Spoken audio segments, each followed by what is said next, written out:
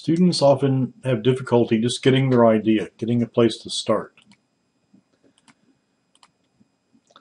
Now, they seem to want to do it like Plato. Plato got his ideas from God, at least that was his philosophical view of creativity.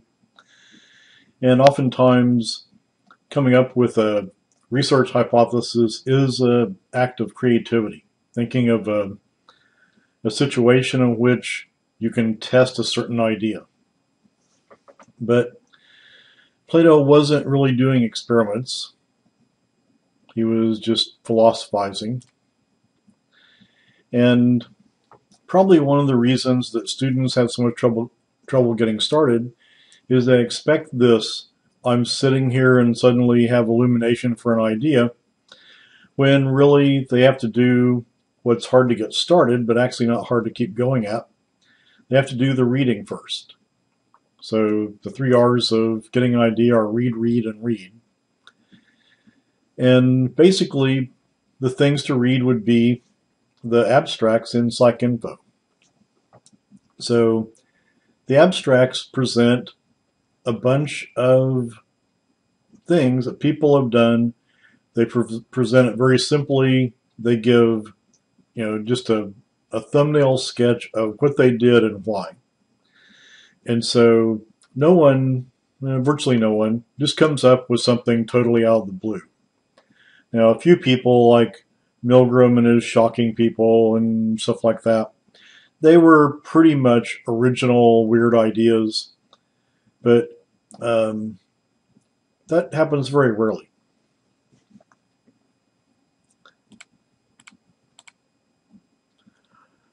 And I suppose people think their interest is not in reading, but your interest and motivation in your topic is going to go a long way. So you want to pick something right up front that's going to interest you.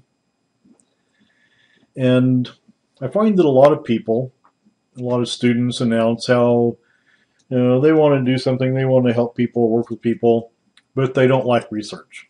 And they just want to plug up their ears and go la la la when you start saying research. And I think it's largely because they don't really understand what this means, and they're afraid of the unknown. So if you really like people or find people interesting or whatever, you'll like research. You'll like finding out things about people, the type of people or the type of things you like to want to work with. And so anyway, you're going to like things like observing people, learning about them, and trying to predict something and manipulating the situation to be able to test that.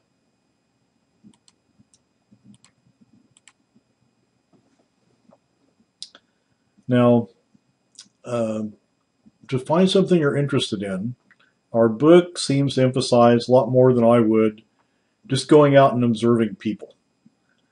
Now, if you're mainly wanting to do social psychology, that's a better place to start.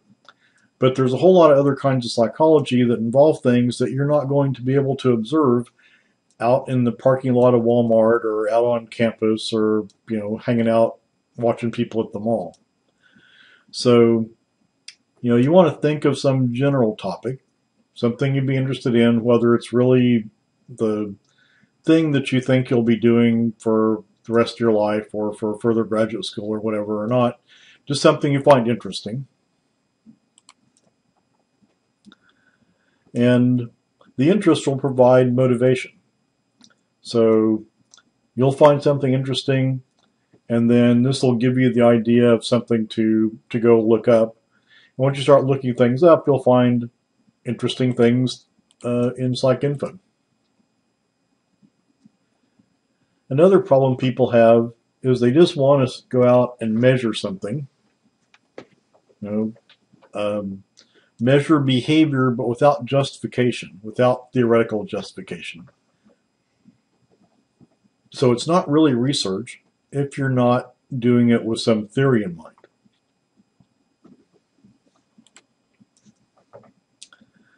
So theory presents a hypothesis,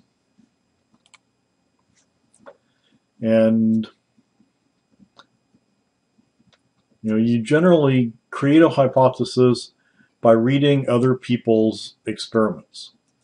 And you read enough of them, and pretty soon you'll go, that was an interesting study, but they didn't really control, like gender. And I bet they would have gotten different results if they separated out males and females. I bet females do what they say, but males don't, or something like that. And so you may say, well, this is something they should have done, but they didn't. And then you're really well on the way, because now you have a general methodology and just one little tweak to it, and you have a new experiment.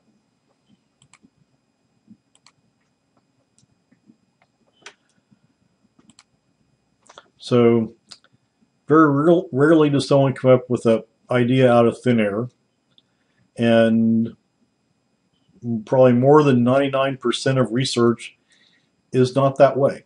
Whenever you look at an article, you see references, and that's actually a good way to develop what you want to read. Once you find an idea in Psyc.info, you get the actual articles, because in Psyc.info you're basically, Psyc.info itself is just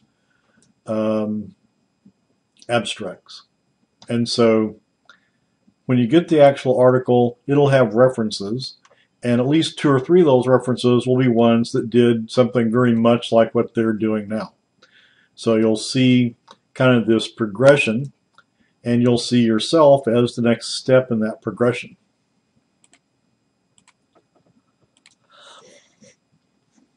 Now, in terms of just measuring behavior, you might be out there in the parking lot in the mall and see people hunting for a parking place and think, gee, they're spending longer hunting for a parking place than it would have taken just to have parked in the first spot and walked from there. And you might think, gee, I wonder if people who weigh more put more effort into getting closer to the door. So you have a hypothesis, you have something that can be measured, but you need some sort of theoretical background. So this is what I was saying about just measuring behavior versus doing research. Now, if you can go to Psyc.info and look up heavy people and parking and find people that have done research like this, and so you have some sort of background, this could potentially be a study.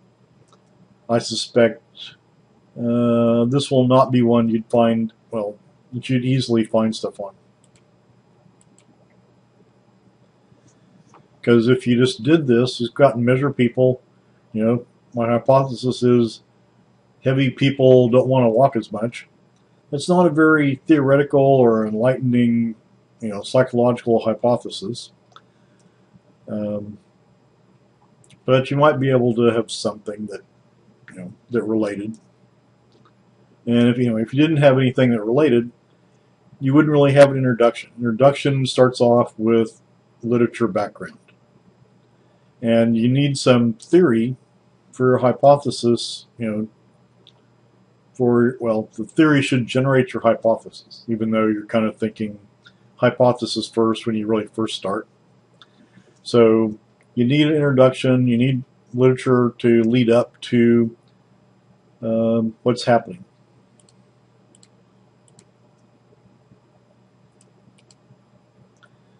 And so you could read the newspapers and magazines and get an idea, but still, once the newspapers and magazines give you an idea, you still have to go to the journals. Now, there is kind of an in-between realm there, like magazines like Scientific American and the newer offshoot Scientific American Mind. They often present rather close to journal article level articles, but still kind of boiled down and made for common consumption. And so they will give you pretty close to references, if not real references. And then sometimes when you read in newspapers or regular magazines, online news things, if you see some article and it said a researcher at Duke University found this, then you may still be able to use Psyc.info, use the topics that the article is talking about, and search for that. And you'll know that it's a fairly recent article. It's probably a fairly recent article. It just came out in a news story. And so you may be able to use the search function of Psyc.info to find that out of a newspaper or something. But still, you need to do that and get the actual study and get real background.